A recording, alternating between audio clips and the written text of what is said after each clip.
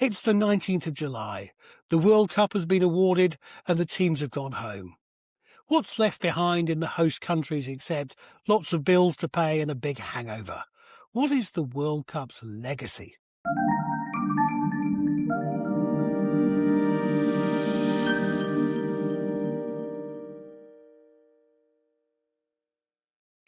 Hosting a World Cup is, of course, a big honour, but it's also very expensive. And the people who organise it tend to justify the costs because of the wider economic and social benefits that come from hosting the tournament. So can we find a social progress dividend from hosting the World Cup, a social progress legacy effect? So let's look at the countries that have hosted the World Cup since the turn of the millennium. So that's Japan and South Korea in 2002, Germany in 2006, South Africa in 2010, Brazil in 2014, Russia in 2018, and Qatar in 2022. And we're looking for two things. Do we see an acceleration in social progress before the World Cup as the host country invests in the preparation? And or do we see a legacy effect boost to social progress afterwards? What the data show is actually that the big social progress gains precede hosting the World Cup.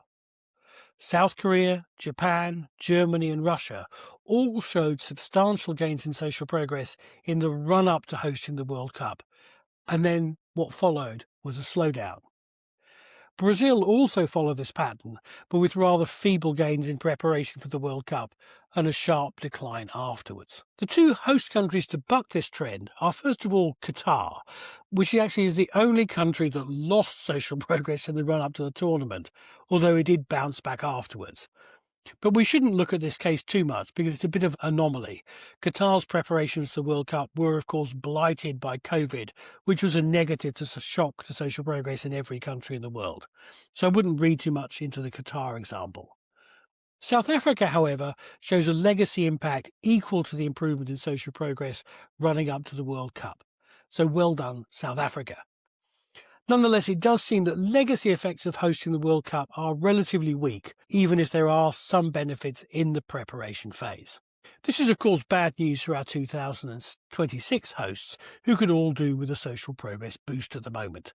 The US and Canada are coming into this summer's tournament on the back of sliding social progress, and Mexico's gains have been relatively weak in recent years. But hey, this is the World Cup. Upsets happen.